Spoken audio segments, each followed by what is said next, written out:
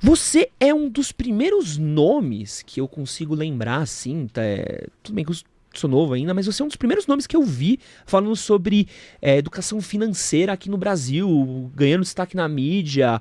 Como é que foi pra você, assim, de ser, não ser, você foi um precursor? Você se sente um precursor desse tipo de assunto? Não, na verdade eu me inspirei em algumas pessoas, eu aprendi educação financeira com os poucos nomes que existiam. Havia um colunista da revista Veja nos anos 80, nos anos 90, Luiz Frankenberg, que tinha uma página falando sobre os produtos dos bancos, um pouco de economia, um pouco dos cuidados com o orçamento. Não fez tanto sucesso, mas ele sim, talvez seja o precursor da educação financeira no Brasil.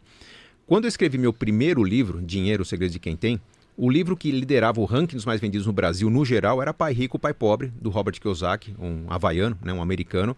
É um livro que faz sucesso até hoje. Bom E livro. havia, muito bom livro, eu recomendo a todos que leiam Pai Rico, Pai Pobre, que dá uma visão meio que escolhas de carreira, de investimentos, trabalho, empreendedorismo, enfim, um livro muito... Ele diz muita coisa em poucas palavras, né? É um livro muito inteligente. E ele era o mais vendido do Brasil, e havia um autor brasileiro que estava entre os 10 mais vendidos, que era o Mauro Halford. Ele ficou durante anos na Rádio CBN falando sobre investimentos. Tinha um livro chamado Investimentos, que eu considerava excelente. Eu lembro na época, o Investimentos do Mauro Halford tinha 100 mil exemplares vendidos. Eu dizia, cara, se um dia eu tiver 10% do que esse cara vendeu, eu terei feito já o meu Quem trabalho. diria, né? Quantos livros você vendeu? Eu estou com um pouco mais de 3 milhões de exemplares vendidos hoje. Uau! Tem história. Metade dessa venda é Casais Inteligentes Enriquecem Juntos, que continua sendo o meu livro mais vendido, apesar que eu tenho outros livros que eu considero bem interessantes, bem importantes, mas Casais Inteligentes fez história. Hoje todo mundo que se casa acaba ganhando um exemplar do Casais Inteligentes. Tem um capítulo dele só para quem está preparando o casamento.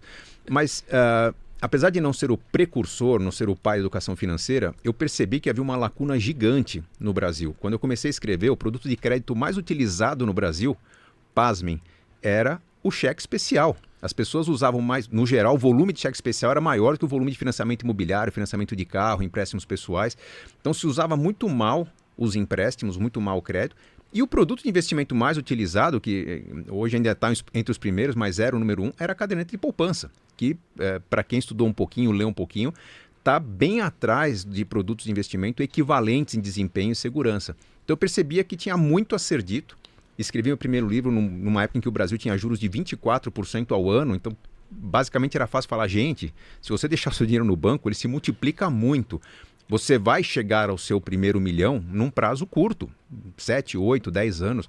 Hoje já não é tão simples. Na verdade, existem meios para isso, mas não basta pôr o dinheiro na poupança que você vai chegar lá, né? O mercado ficou mais competitivo, mas eu percebi que havia muito a ser falado. O livro mais difícil de escrever foi o primeiro, que eu tive que montar um passo a passo, um manual, começo, meio e fim. Os